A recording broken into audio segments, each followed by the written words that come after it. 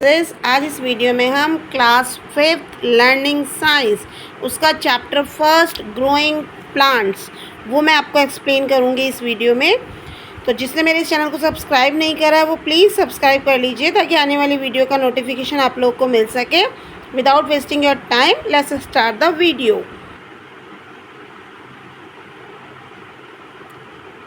देखो chapter first growing plant, ठीक है। अब अपन स्टार्ट करते हैं इस चैप्टर को। Plants from a major part of our environment, ठीक है। प्लांट्स हमारे जो एनवायरनमेंट का मेजर प्लांट है। We all depend on plants to survive. हम सब प्लांट्स अपने आप को सर्वाइव करने के लिए प्लांट्स पे डिपेंड रहते हैं। They help us to many way, वो हमारी कई तरह से हेल्प करते हैं। They give us food to eat, खाने के लिए भोजन देते हैं, खाना देते हैं। मेडिसिन टू क्योर, आपके ठीक होने के लिए दवाइयाँ प्रोवाइड कराते हैं। ऑक्सीजन टू ब्रेथ सांस लेने के लिए ऑक्सीजन प्रोवाइड कराते हैं। एंड फाइबर फॉर क्लोथ्स के लिए फाइबर प्रोवाइड कराते हैं। देयरफॉर इसलिए plants are called our green friends, okay. इसलिए प्लांट्स को अपन क्या कहते हैं, ग्रीन फ्रेंड्स बोलते हैं। We can not live without plant, हम प्लांट्स के बिना नहीं रह सकते। So we must grow more and more plants, तो हमें ज़्यादा से ज़्यादा प्लांट्स ग्रो करने चाहिए। And should take care of them, और उनकी देखभाल करनी चाहिए। मोर प्लांट्स वुड मीन से continuous supply of plants product to meet our needs. मतलब मोर प्लांट्स का मतलब है यहाँ पे कि ज़्यादा जो प्लांट्स उगाने चाहिए ना, उसका मीनिंग यहाँ पे है कि जिससे आपको ये जो जितने भी अपने नीड ज़रूरत होती है ना मिल्क प्रोडक्ट की, वो उनकी आपकी कंटिन्यूस सप्लाई होती रहेगी, ठीक है। अब जैसे देखो कॉटन है, आपका ग्रेन्स एंड पल्सेस है, फ्रूट्स वेजिटेबल है, ये सब अपने को प्लांट से मिलते हैं। शुगर है, टी है, मेडिसिन एंड ऑयल है, उसके अलावा आपका वुड है, ये सब अपने को किससे मिलता है, प्लांट से मिलता है। We know that most plant produce a large number of seed. देखो कई प्लांट्स होते हैं ना, वो एक मतलब बहुत सारे सीड्स प्रोड्यूस करते हैं। दीज सीड्स जर्मिनेट का मतलब आपके होता है नया प्लांट ग्रो होना सीड से, ठीक है। छोटा जो बेबी प्लांट है वो ग्रो होना है सीड से। तो ये भी आगे एक टॉपिक भी है, उसमें मैं आपको और अच्छी तरह एक्सप्लेन कर दूंगी। And grow into new plant, okay. New plant can also grow from other part of plant. आपका कोई भी जो नया प्लांट है ना, वो प्लांट्स के दूसरे पार्ट से भी ग्रो हो सकता है, जैसे स्टेम है, रूट है, लीव्स है। In this chapter we will learn how new plant grow from seed and other parts of plants. अपन इस चैप्टर में यही पढ़ेंगे कि कोई भी नया पौधा है वो सीड से कैसे ग्रो होता है और दूसरे उसके जो पार्ट्स है उससे कैसे ग्रो होता है, ठीक है। अब देखो growing new plants from seed, देखो सीड से सबसे पहले a single seed plant produce many seeds, ठीक है। बहुत सारे सीड्स प्रोड्यूस करता है। But all seeds do not grow into new plant, मतलब सारे सीड्स से नई न्यू प्लांट ग्रो नहीं होता। Because some seeds are eaten by birds, कई जो सीड्स होते हैं ना वो बर्ड्स के थ्रू खा लिए जाते हैं। रैट्स एंड अदर एनिमल्स, ठीक है, इनके थ्रू खा लिए जाते हैं। Some of them may get destroy by wind and rain, कई बारिश है, तेज़ हवाओं से ख़राब हो जाते हैं। Some do not get sufficient air water and और वार्मथ, कईयों को आपके जो फेवरेबल कंडीशंस होती है ना वही नहीं प्रोवाइड होती, तो वो वैसे ख़राब हो जाते हैं, इसलिए वो ग्रो नहीं हो पाते।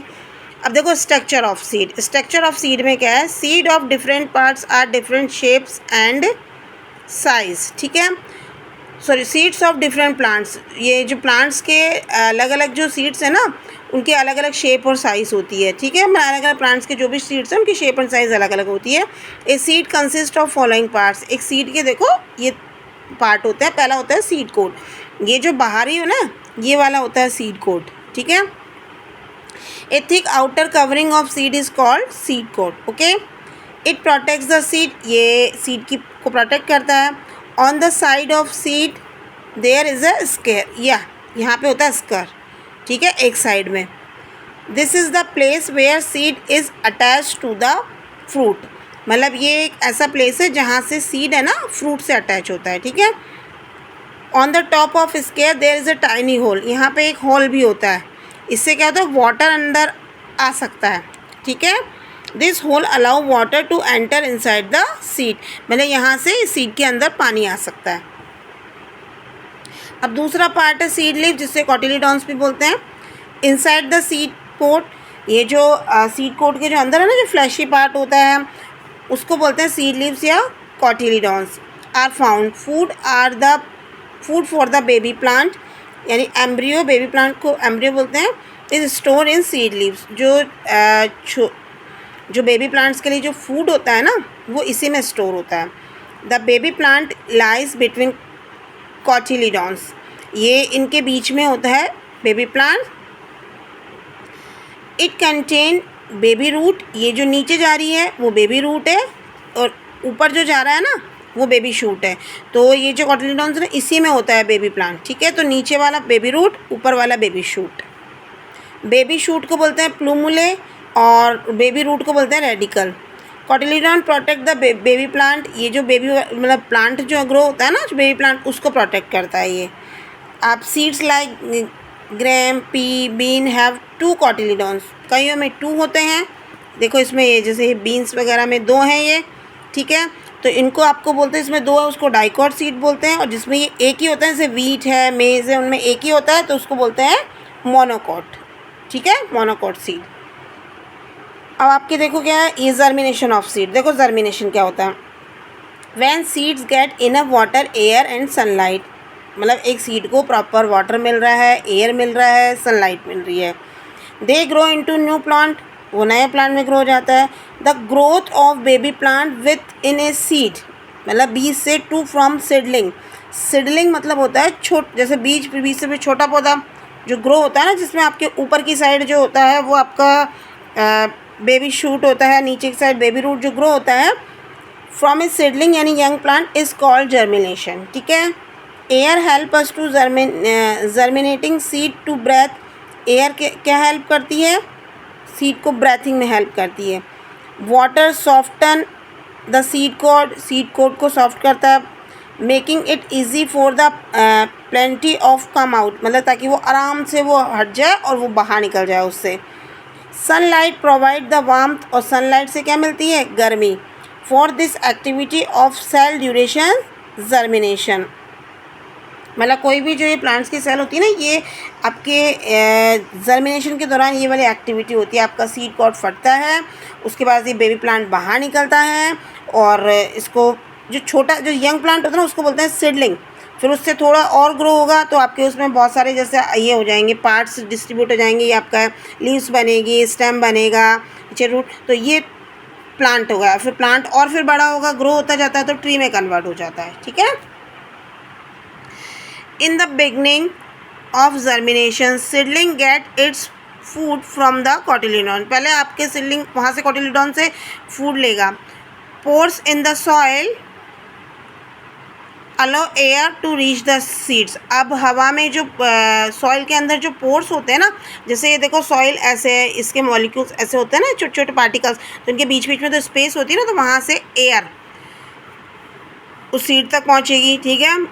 इसको बोलते हैं पोर्स, बीच बीच में जो ये है ना होल्स, जिसको बोलते हैं पोर्स, तो वहाँ से एयर पहुँच जाती है सीड तक।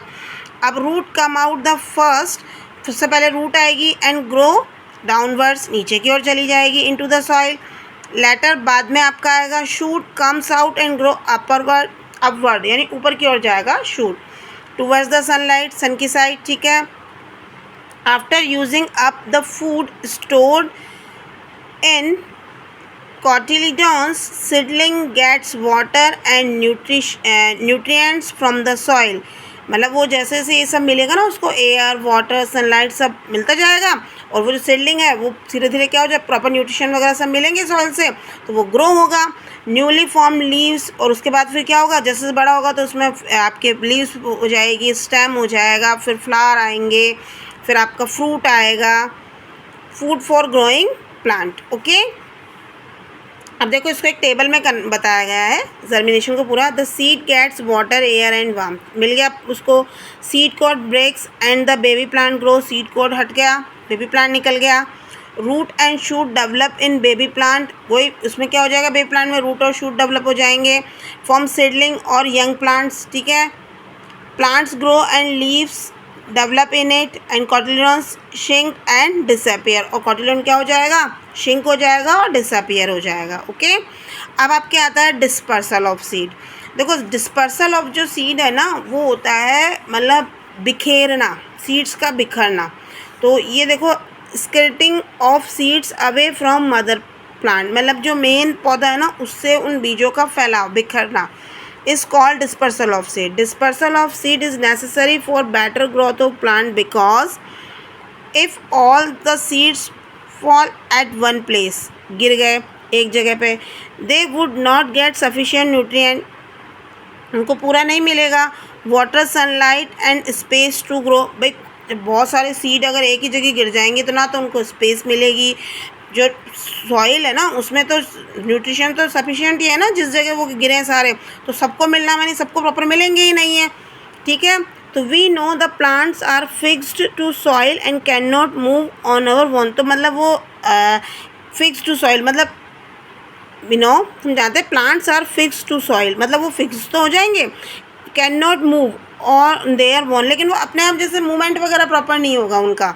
Therefore, nature has provided some method by which the seed of plants get scattered to large distance. मतलब उनको दूर दूर पर फैलाया जाता है.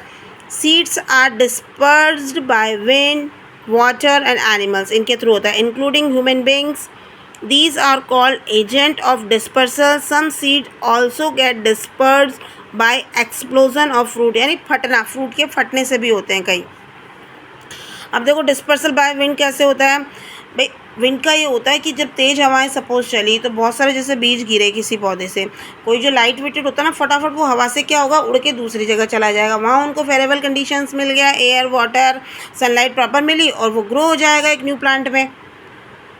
सम plants have very small and light seed. ठीक है, these seeds also have wings और हेयर, में विंग्स भी होते हैं हेयर भी होते हैं. When wind blow, they are easily carried away from the parents plant. मतलब वो हल्के होते हैं ना तो वो आराम से उन पेरेंट्स प्लांट से दूर जा सकते हैं हवा में भी. ठीक है, जैसे आपके मदार है, हेप्टेज है, cotton seeds are disperse by wind. ठीक है, ये हवा से हो जाते हैं. ओके, यहाँ देखो विंग्स से मतलब वो वाले पक्षियों वाले विंग्स नहीं, जैसे ऐसे ये जो सीड्स पे जैसे ये होते हैं विंग्स, ये जैसे लगे हुए हैं ना ये वाले, ये इनको विंग्स बोला गया है यहाँ पे. अच्छा, अब देखो dispersal by water. Dispersal by water में क्या होता है, जैसे आपका कोकोनट है, लोटस है, इनके सीड क्या होते हैं जैसे गिरे पानी में, अब वो पानी में आराम से फ्लोट कर सकते हैं. तो फ्लोट करते करते वो एक जगह से दूसरी जगह पहुंच जाएंगे, वहाँ पे उनको फेवरेबल कंडीशंस मिली और एक न्यू प्लांट ग्रो हो जाएगा. ठीक है, तो इसमें क्या होता है जैसे थोड़ी सी कंडीशंस, भाई कई जगह गर्म होता है, कई जगह ठंडा होता है, तो ऐसे आपका जो क्लाइमेट वगैरह का चेंज होगा तो वो एक तरह से उस प्लांट की स्पीशीज़ चेंज हो जाती है. The lotus fruit has the spongy part and the coconut has thick fibrous coat. ठीक है, which enable them to float on water. enable मतलब होता है वो मतलब आराम से फ्लोट कर सकते हैं, योग्य होते हैं फ्लोट करने के. So when a coconut fall from a tree into the water, वो जैसे ही मतलब उसमें गिरता है ना ट्री से पानी में, it float and travel with the water waves to far away place. मतलब जो नदी में जो लहरें आती है उनके थ्रू वो फ्लोट करता हुआ दूसरी जगह पहुंच जाता है और उसको कंडीशन सीमित है, सब चीज़ें प्रॉपर मिलने के बाद वो एक न्यू प्लांट में ग्रो हो जाता है. अब देखो dispersal by animals. Animals and human beings eat fruit like apple, mango and watermelon and throw away their seeds. ये सब खाते हैं अपन और उनके सीड्स को क्या करते हैं, फेंक देते हैं. These seeds on getting favourable condition grow into new plants. ये कंडीशन मिली और ये क्या करते हैं न्यू प्लांट में ग्रो हो जाते हैं. Seeds of some plant like burdock है, जेंथियम है, आपका टाइगर नेल है, स्पेयर ग्रास है, हुक और स्पाइन. इनके हुक और स्पाइन होते हैं. Okay, they get attach to the body of animals. ये क्या करते हैं, कोई जानवर जैसे उनके पास बैठ गया उस जगह तो वो उसकी बॉडी पे चिपक जाते हैं. और क्लोथ्स और ह्यूमन बींग्स कपड़ों पे चिपक जाएंगे. And carry to other place. These seeds are also grow into new plant. और फिर वहाँ जा करके जैसे एक एनिमल की बॉडी पे चिपक गए, उसके बाद वो जहाँ उससे उठ के वो दूसरी जगह जाएगा, वहाँ गिरेंगे, वहाँ उनको वही कंडीशंस मिलके एक न्यू प्लांट ग्रो हो जाएगा. ओके, अब डिस्पर्सल बाय एक्सप्लोजन. एक्सप्लोजन का मतलब होता है फटना. जैसे some fruits burst open and explode when they become dry. जैसे वो मटर होता है ना, वो जैसे सूख जाता है तो वो अपने आप फट जाता है, तो उसके जितने भी जो अंदर सीड्स होते हैं ना वो सारे फैल जाते हैं. अब वो जैसे फैलेंगे वो जहाँ जहाँ गिरते हैं वहाँ एक न्यू पौधा ग्रो कर देते हैं. The force of explosion help the seed to scatter away. Okay, जो एक्सप्लोजन का जो फोर्स होता है ना वो हेल्प करता है इनको.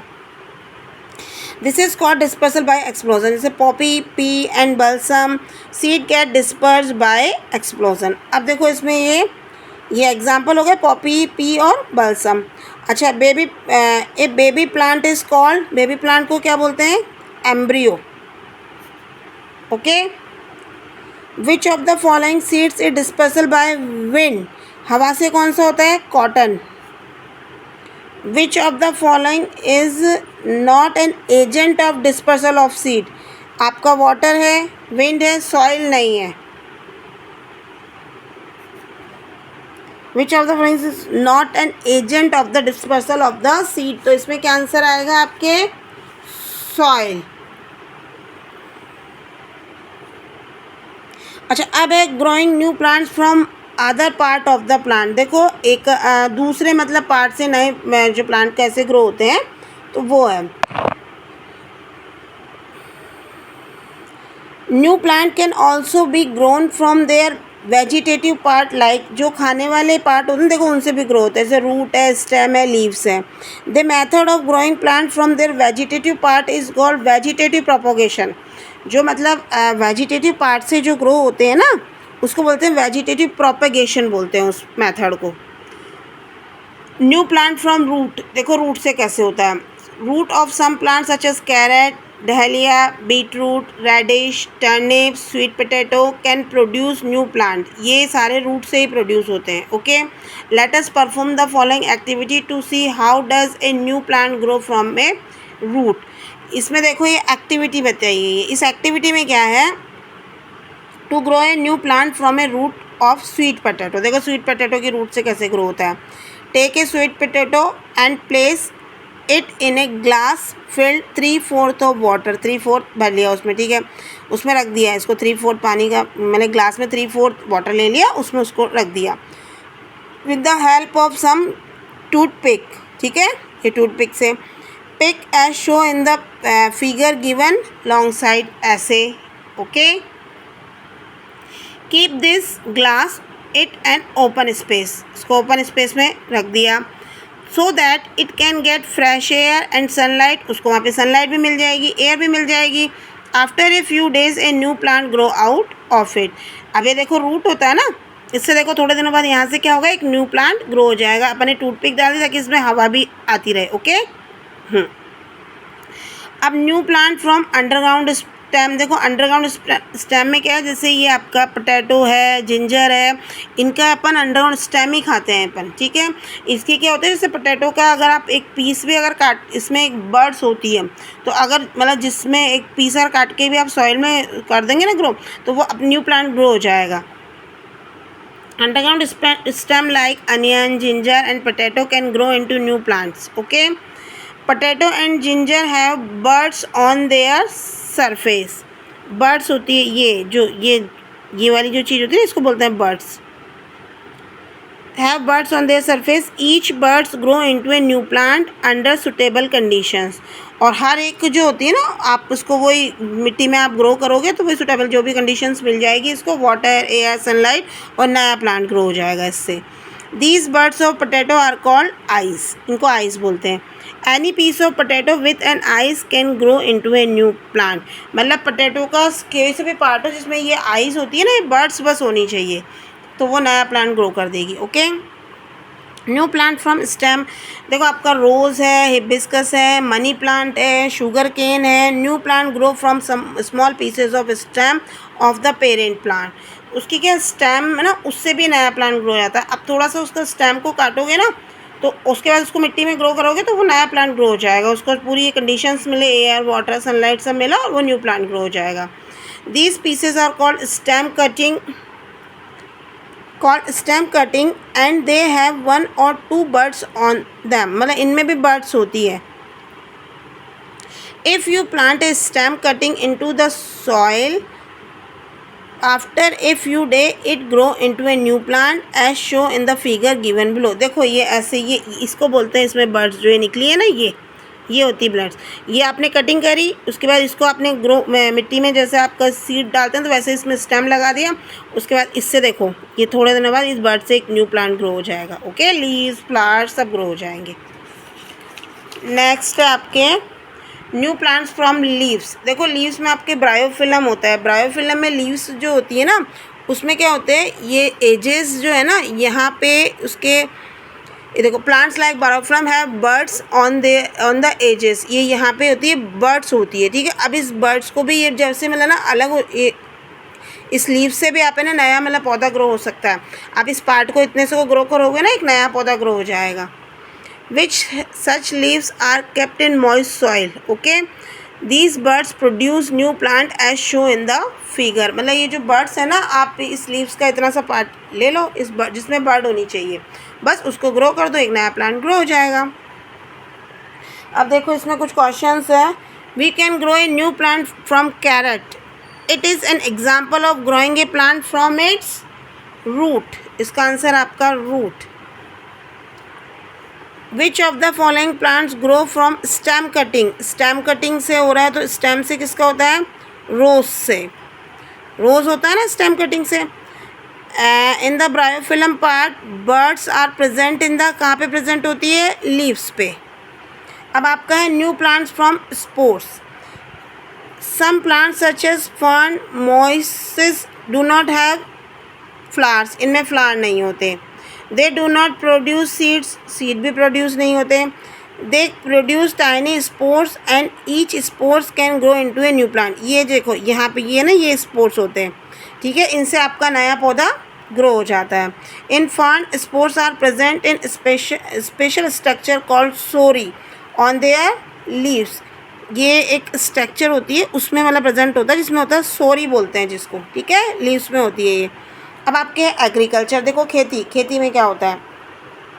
इन our daily life we eat different types of food including vegetable, fruit, pulses, meat, egg etcetera. We also wear different types of clothes. We get all these things from plants and animals, दोनों से मिलते हैं अपने को। To get these things in sufficient quantity, a large number of plants and animals are needed.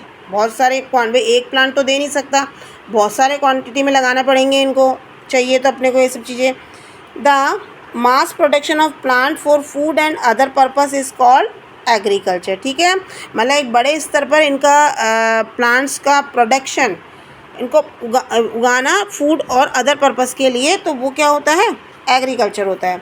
Here we are only discussing the agriculture activity related to plants. Various stages of agriculture are as follows. देखो अब खेती में कौन कौन सी stages होती है। सबसे पहले होता है प्लगिंग, यानी मिट्टी को लूज़ करना। तो ये लूज़ आपके इसके थ्रू करते हैं, बैल वगैरह के थ्रू करते हैं, ठीक है। ये हो रहा है फर्स्ट पिक में देखो।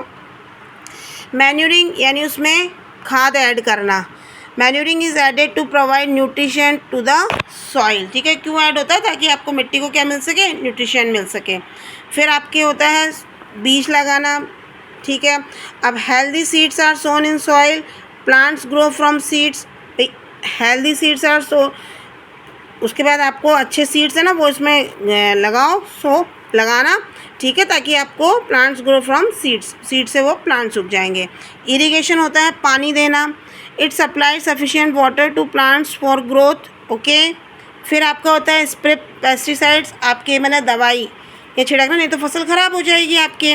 It kills the paste and protect the crops. मतलब पेस्ट वो होते हैं जैसे आपके जो अनइन्वाइटेड एनिमल्स होते हैं, जैसे चूहा है, कीट है, तो ये इसको ना खाए, इसलिए इसको इससे प्रोटेक्ट करने के लिए आपको क्या करना चाहिए, स्प्रे पेस्टिसाइड्स करते हैं। हार्वेस्टिंग होता है जब पूरे आपकी फसल रेडी हो जाए तो it is cut and gathered, उसको मतलब काटना है और इकट्ठा करना है, ओके, ये होता है harvesting. Plants of some kind of grown on a large scale at a particular place during a particular time is called a crop. भाई देखो हर एक क्रॉप को ग्रो करने का एक पर्टिकुलर टाइम होता है। ऐसा तो है नहीं कि आप गेहूं को कभी भी उगा सकते हो। गेहूं क्या है, एक रबी की क्रॉप है, तो रबी की क्रॉप मानसून पर डिपेंड नहीं होती है, ठीक है। वो आपके होती है आपके ये नवंबर से लेकर के मार्च अप्रैल तक होती है वो, ठीक है। तो जैसे आप उसको उसी सीज़न में लगाना है अपने को। For example crop of wheat means all plants grow in the field are of wheat. मतलब क्रॉप वीट का मतलब होता है कि सारे जो प्लांट होते हैं ना वो उसी के होंगे। इसमें लिखा हुआ है ना जैसे प्लांट्स ऑफ सेम काइंड, मतलब एक ही तरह के ग्रो होना, उन्हें लार्ज स्केल, बड़े स्केल पे, ए पर्टिकुलर प्लेस, एक जगह पर पर्टिकुलर टाइम, यानी एक जो टाइम होता है ना उनका, जिस सीज़न में वो ग्रो होती है तो उसी सीज़न में लगाना है, उसको बोलते हैं क्रॉप। जैसे आपने बोला गेहूँ के, तो सारे फिर पौधे गेहूँ के लगेंगे। The soil of A particular place and season effect the growth and depend of crop, मतलब आपको एक the soil of particular place and season, मतलब एक तो मिट्टी, एक आपका सीज़न, इफेक्ट द ग्रोथ, ये ग्रोथ को इफेक्ट करते हैं, ठीक है, of the crop. Let's us see how. देखो सॉइल बहुत ही इंपॉर्टेंट होती है। जैसे राइस होती है ना, राइस के लिए क्या होती है, आपके क्ले सॉइल बहुत अच्छी रहती है क्योंकि उसमें वाटर होल्डिंग कैपेसिटी ज़्यादा होती है, तो राइस इसी में जैसे ग्रो होता है। अब जैसे ज्वार है, बाजरा है, वो सैंडी सॉइल में हो जाते हैं। कॉटन आपके ब्लैक सॉइल में होता है। तो सॉइल एक बहुत ही इफेक्टिव पार्ट होता है आपका किसी भी जो क्रॉप होता है ना उसको ग्रो करने के लिए सॉइल बहुत इंपॉर्टेंट है। Soil is an important factor of the growth of plant.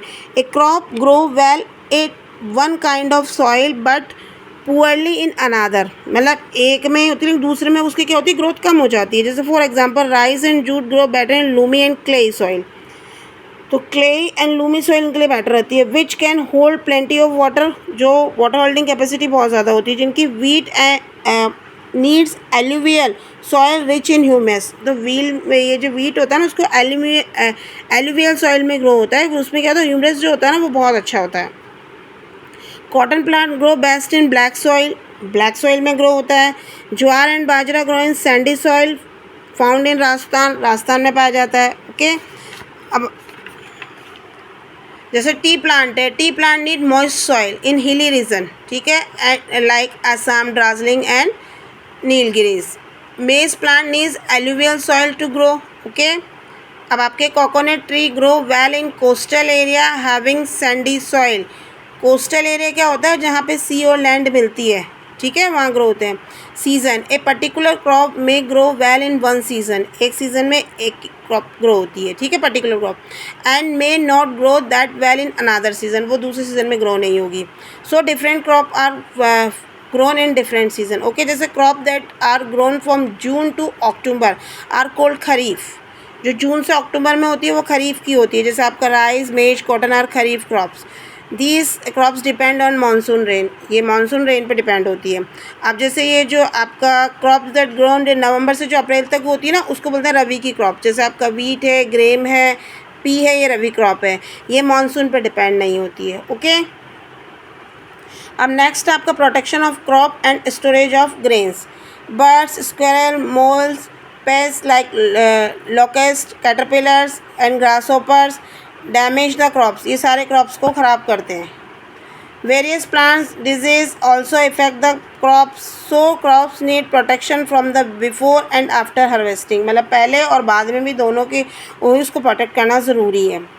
Farmers spray various pesticides, insecticides to protect crops from insect and other harmful pest, ठीक है, इनसे आपको जो हार्मफुल पेस्ट होते हैं ना, मतलब ऐसे जो जानवर, ये छोटे कीट वगैरह, तो ये सब इनसे प्रोटेक्ट करने के लिए इंसेक्टिसाइड्स से पेस्टिसाइड्स को स्प्रे करना पड़ता है।